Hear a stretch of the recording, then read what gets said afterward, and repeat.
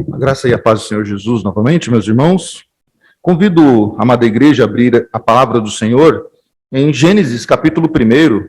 Nós leremos dos versículos 26 até o capítulo 2, e versículo 3, né?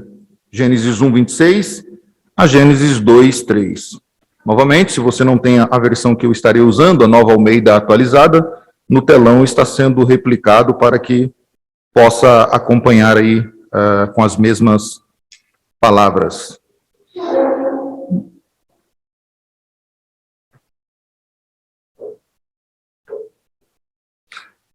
Esse texto que nós leremos, e a proposta da pregação dessa manhã, é falar sobre a soberania de Deus na criação e na salvação do homem, como Deus, de antemão, planejou tudo, como tudo esteve sempre dentro dos planos soberanos do Senhor. E é isso que nós falaremos através desse texto. Diz assim a palavra do Senhor. E disse Deus: façamos o ser humano à nossa imagem, conforme a nossa semelhança. Tenha ele domínio sobre os peixes do mar, sobre as aves do céu, sobre os animais domésticos, sobre toda a terra e sobre todos os animais que rastejam pela terra. Assim Deus criou o ser humano à sua imagem, a imagem de Deus o criou. Homem e mulher os criou. E Deus os abençoou e lhes disse: sejam fecundos, multipliquem-se, encham a terra e sujeitem-na. Tenham domínio sobre os peixes do mar, sobre as aves do céu e sobre todo o animal que rasteja pela terra. E Deus disse ainda: eis que lhes tenho dado todas as ervas que dão semente, e se acham na superfície de toda a terra, e todas as árvores em que há fruto que dê semente. Isso servirá de alimento para vocês, e para todos os animais da terra, todas as aves do céu e todos os animais que rastejam sobre a terra, em que há fôlego de vida, toda a erva verde lhes servirá de alimento. E assim aconteceu. Deus viu tudo o que havia feito, e eis que era muito bom. Houve tarde e manhã, o sexto dia. Assim, pois, foram acabados os céus e a terra, e tudo o que há neles. E havendo Deus terminado no sétimo dia a sua obra que tinha feito, descansou nesse dia de toda a obra que tinha feito. E Deus abençoou o sétimo dia e o santificou, porque nele descansou de toda a obra que como Criador tinha feito. Somente até aqui, meus irmãos. Amada igreja, um dos maiores problemas do homem, do ser humano, é a recusa, ou se recusar a aceitar a soberania de Deus na sua vida. Nós vemos que um dos maiores atributos, se não o maior atributo de Deus atacado pelo ser humano, principalmente nos dias em que vivemos, é a soberania de Deus. Ninguém questiona o amor de Deus. Pelo contrário, eles abrem aí pensamentos liberais acerca do amor de Deus, mas ninguém questiona que Deus ama o ser humano. Ninguém questiona que Deus é bom, exceto os filósofos no passado, sobre a bondade e o ato soberano de Deus. Mas nos dias de hoje, quem sai pela rua dizendo que Deus não é bom? Certamente você nem vai dar crédito, ou ninguém dá crédito para alguém que fala que Deus não é bom. Ninguém questiona, por exemplo, quando eu falo ninguém, né, pessoas que creem em Deus, questiona a eternidade de Deus. Então vejam, os atributos de Deus, né, não são negados na sua totalidade, exceto a soberania de Deus. E aí que entram as maiores discussões, os grandes debates teológicos e filosóficos, porque, de um lado, dentro do cristianismo existe, né, uma gama de pessoas que se recusa a aceitar a soberania de Deus na sua vida. E com isso, irmãos, nós queremos então dizer ou tentar aqui entender pela palavra do Senhor que essa recusa talvez seja porque o homem não compreende na sua essência essa característica de Deus, esse atributo soberano do Senhor. Talvez seja por falta de conhecimento, sim. Se não se conhece, não tem como se crer ou entender de fato.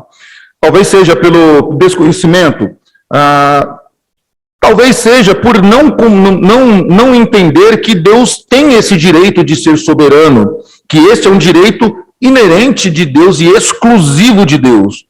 E para isso, então, é necessário compreender que nada, e quando eu digo nada, é nada mesmo, absolutamente nada acontece nesta terra, na minha vida, na sua vida, na vida de todas as pessoas, sem a permissão ou sem a aprovação de Deus. E nós iremos falar isso.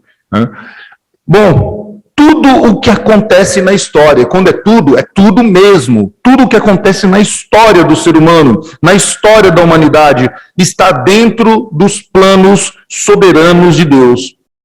E aqui, quero frisar bem isso. Ainda que estes acontecimentos na história do ser humano, ou na história individual da nossa vida, possa parecer contrário à vontade santa de Deus. E aqui, alguns exemplos só. Por exemplo, como compreender a vontade soberana de Deus na morte de um justo, ou na perseguição do povo de Deus, ou nas violências que surgem nesse mundo, ou nas guerras, ou nas doenças, ou nas fatalidades da vida. Como entender que tudo isso não está inerente ao ato soberano de Deus? São coisas difíceis. Eu sei que, ao falar isso, nós criamos um nó na nossa cabeça, porque justamente a falta da compreensão da soberania de Deus nos faz questionar quando estes fatos aparecem na história da nossa vida. Como conciliar isso? Bom, para isso é necessário, então, como eu disse, conhecer a Deus, conhecer o seu atributo de soberania, para que assim nós possamos, então, lidar com essas fatalidades da vida. Logo, precisamos, então, pela fé, crer que Deus controla tudo conforme a sua vontade soberana. Deus controla tudo na nossa vida, pelo seu ato de soberana vontade. Irmãos, e eu sei que, ao falar isso, nós estamos tratando de um tema que ele não foi discutido ontem, nem está sendo discutido hoje pela primeira vez, mas é um tema que atravessa aí a história da humanidade. Já no primeiro século haviam debates com os pais da igreja sobre esse tema, e este assunto, este tema, se estendeu durante toda a história da igreja, criando aí ramificações, criando lados que pensavam diferentes, e até surgir, né, pensamentos exclusivos de que não é tudo soberania de Deus, mas existe também aí o lado do homem, existe o livre-arbítrio do homem. E nós não entraremos nessa questão livre-arbítrio, soberania de Deus versus soberania de Deus, porque a nossa proposta nessa manhã é mostrar como Deus é soberano sobre a nossa vida, como Ele é soberano na criação e como Ele é soberano na salvação das nossas vidas, ou da nossa vida.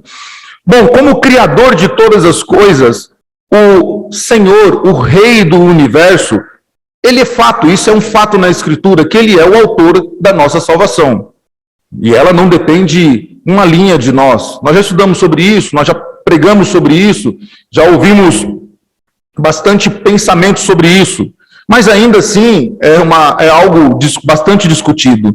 Deus, Ele é absolutamente soberano nesse aspecto da salvação, sobre tudo o que se refere à salvação do homem. O universo, por sua vez, todo ele.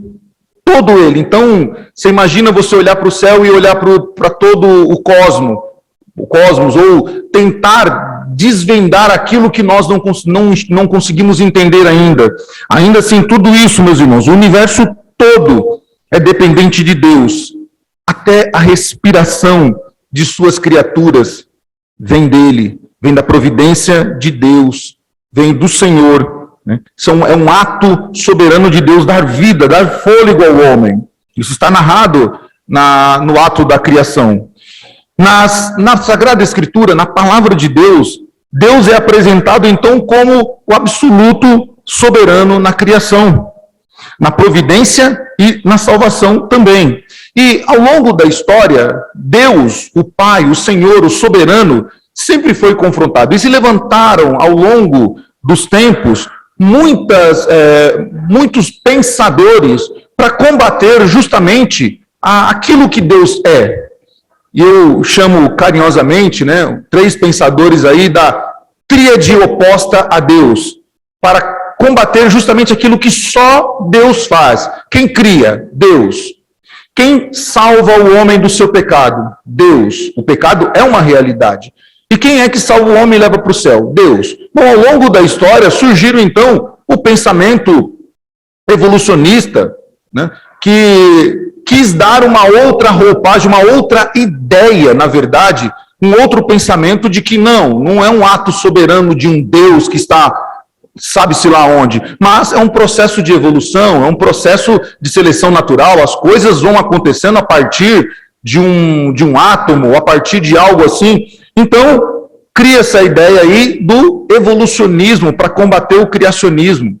Mas não ficou só nisso, tinha a questão do pecado, como resolver o pecado que está no homem. O homem, quando ele erra, ele sabe que ele pecou.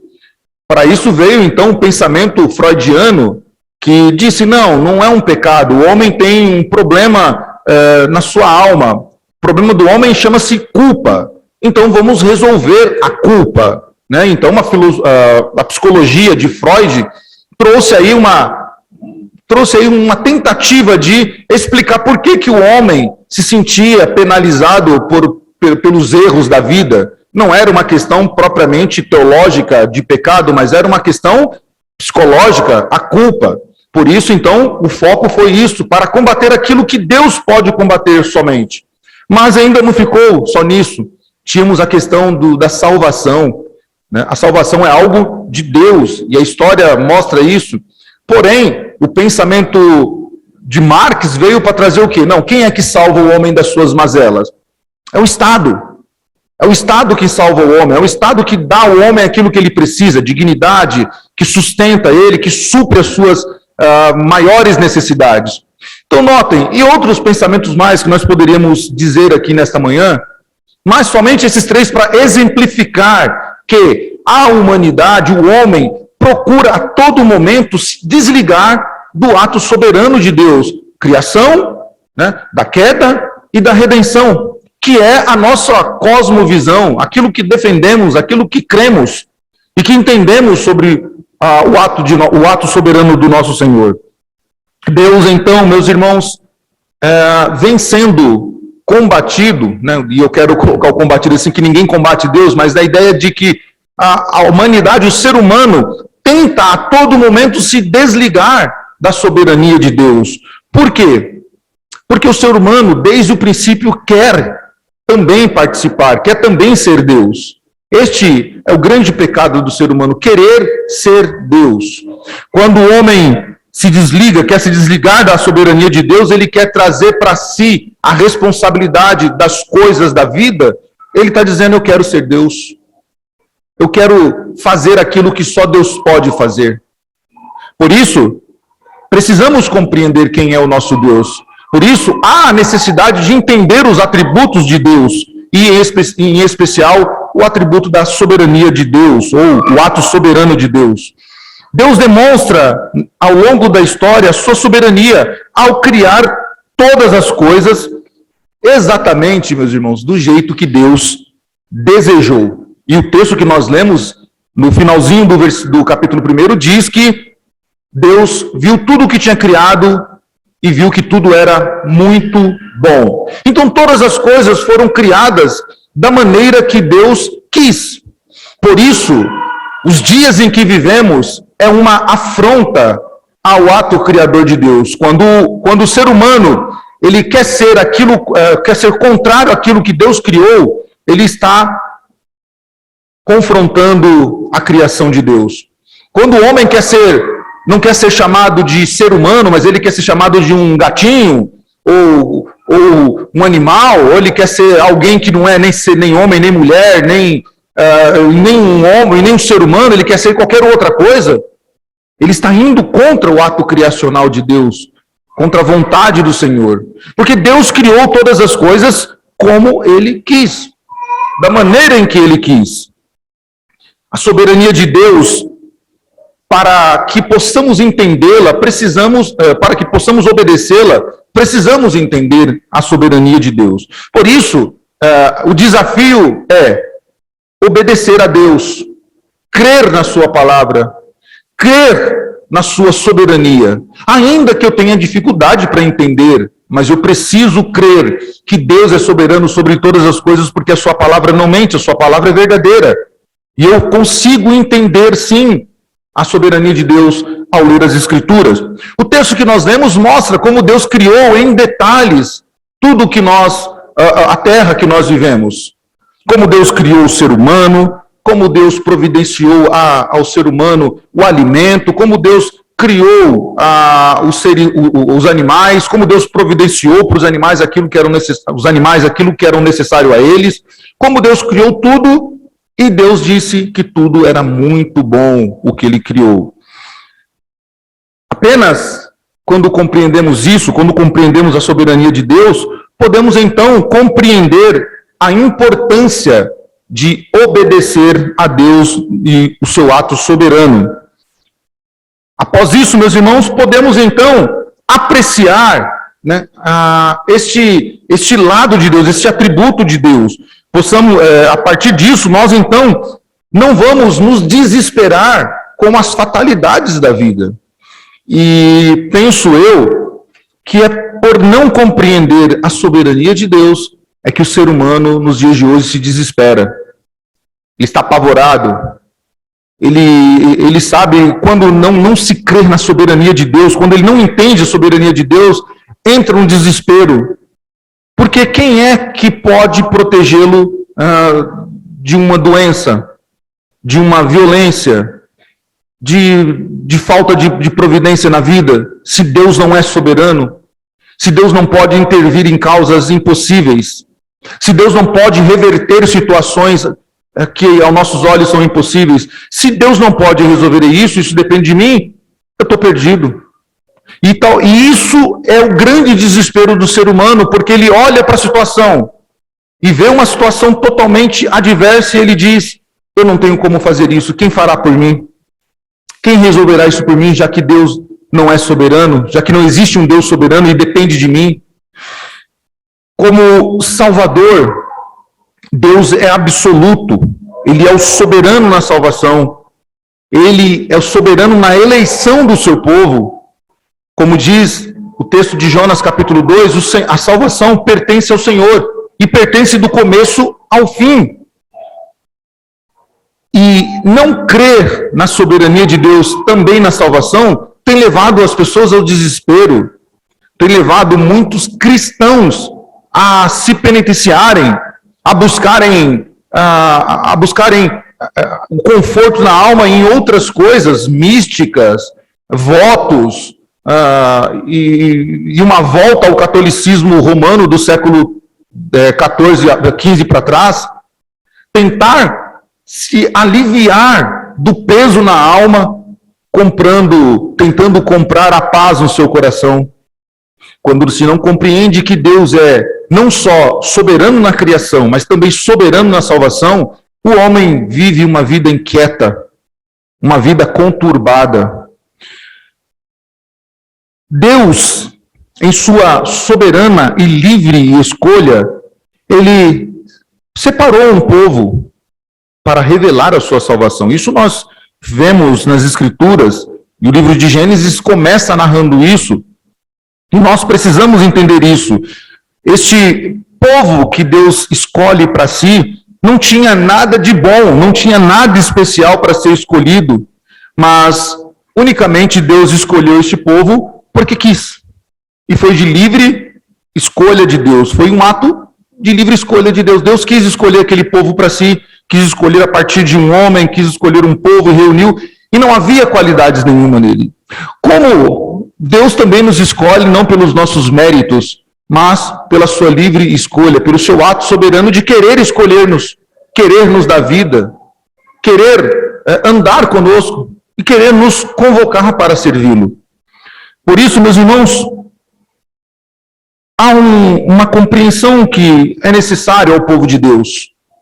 Crer que nós não servimos um Deus que não pode resolver os nossos problemas. E eu sei que você fala assim, mas é que eu creio que Deus pode resolver os nossos problemas. Eu creio que Deus, ele intervém nas minhas causas. Se Deus intervém nas nossas causas e nós cremos isso, por que então por diversas vezes o nosso coração está conturbado, nosso coração está desesperado e nós buscamos em outras vias aquilo que só Deus pode fazer? Por que não confiar na soberania do Deus que tudo pode? Desde um problema de saúde até um problema econômico ou algo que a este mundo não compete. Por que não descansar na soberania de Deus quanto à nossa salvação? Porque ainda buscamos ferramentas, buscamos em outras ferramentas, buscamos na mística do evangelho pregado nas nossas terras, em que temos que fazer alguma coisa, em que precisamos fazer alguma coisa, em que necessitamos buscar algo, em que temos que dar a Deus alguma coisa para que Deus nos retribua. Porque ainda se tenta comprar Deus com o vil metal. Porque ainda se cria uma imagem de que eu tenho que fazer isso para que Deus me retorne aquilo.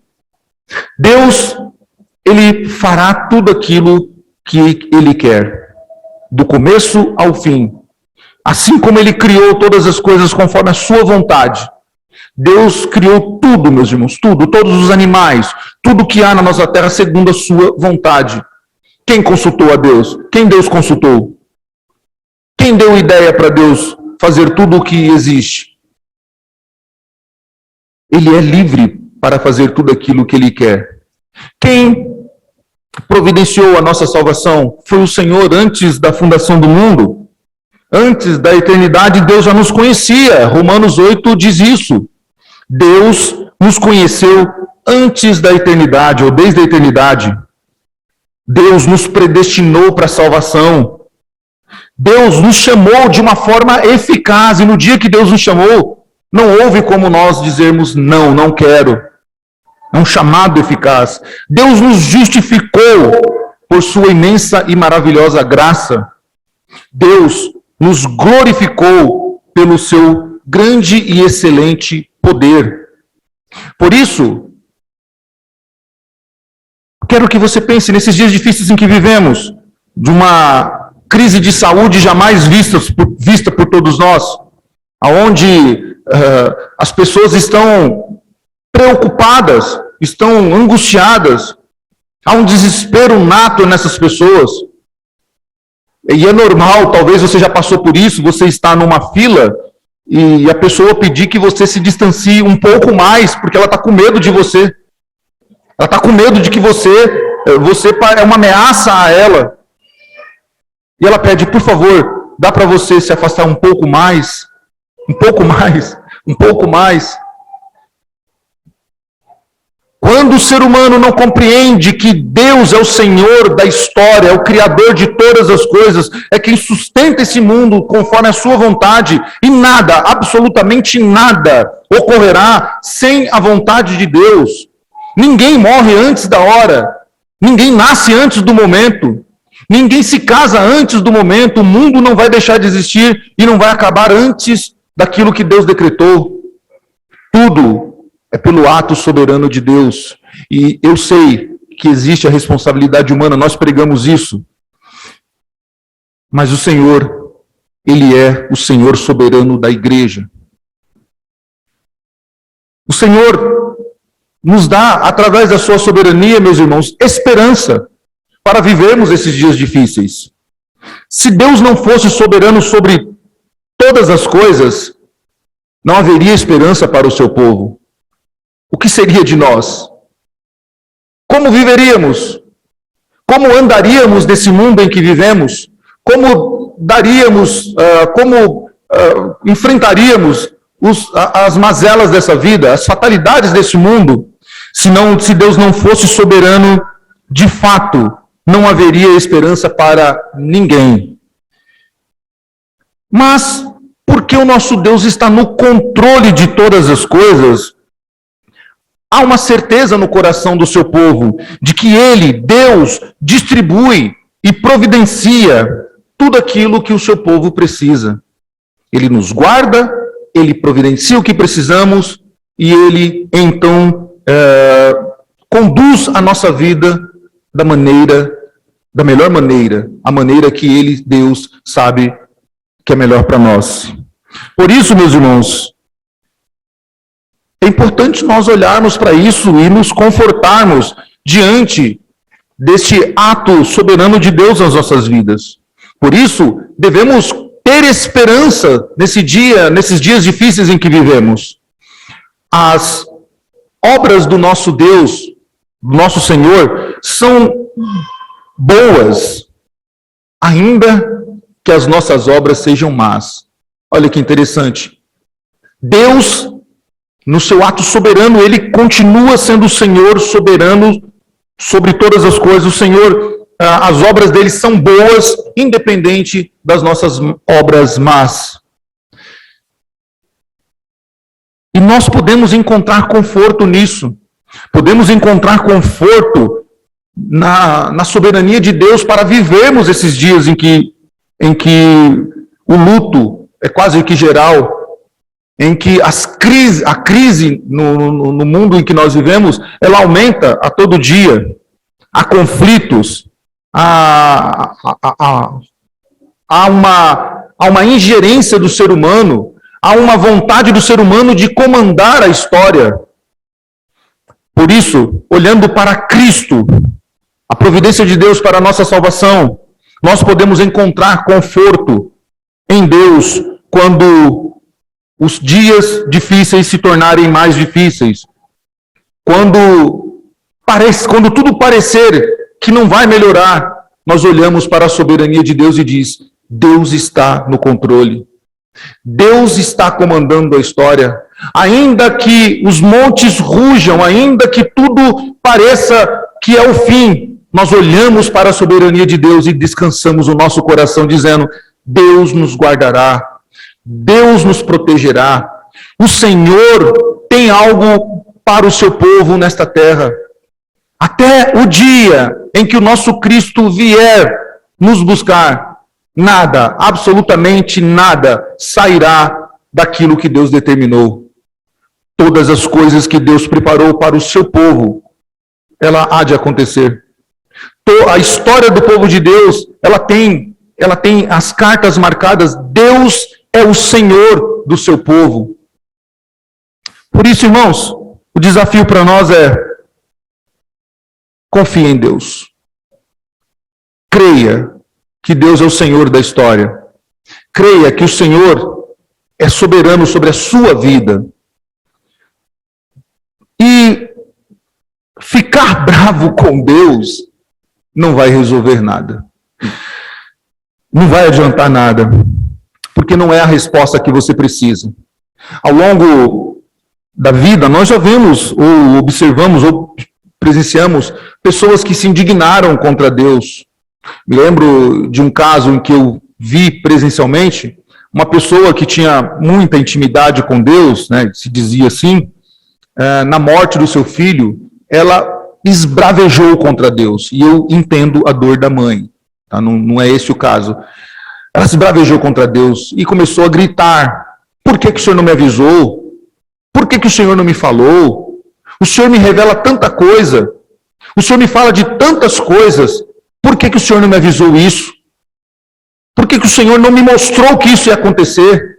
Esbravejou contra Deus. Esbravejou contra Deus. Não entendendo os propósitos de Deus. Não entendendo o que Deus tem para o seu povo. E que ainda que a cruel morte venha sobre alguém, não é o fim. Não é o fim do povo de Deus. Então não adianta esbravejar contra Deus, não é a resposta que precisamos. E o ser humano sempre, é melhor que nós, seres humanos, sempre buscamos o conhecimento de Deus para entender, para compreender que sem o conhecimento da soberania de Deus, meus irmãos, não há esperança nem nesse tempo presente, não houve no passado e não haverá no futuro. Por isso, o convite do Senhor ao seu povo é para que nós utilizemos a fé para glorificar a Deus pela sua soberania, pelo seu ato soberano sobre a história, sobre a criação, sobre a salvação do seu povo. Pois assim nós conseguiremos nos alegrar, ainda que os dias sejam tristes. Nós conseguiremos ter paz, ainda que os tempos sejam de guerra. Nós conseguiremos viver tranquilo, ainda que o momento seja de conturbação. Porque quando nós olhamos para um Deus soberano, nós vemos esperança para viver. Nós vemos esperança para continuar de pé.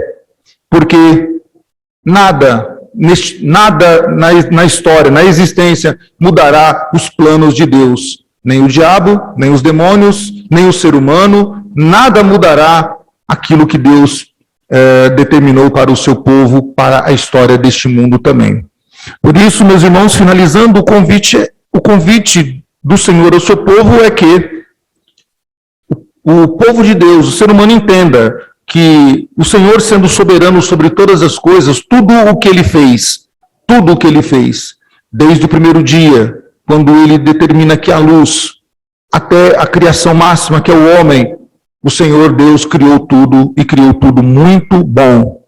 Nada do que Deus fez, seja no ato criacional ou na salvação, Deus fez mais ou menos ou não fez bom. Deus fez tudo bom, Deus providenciou tudo conforme a sua vontade e conforme o seu querer.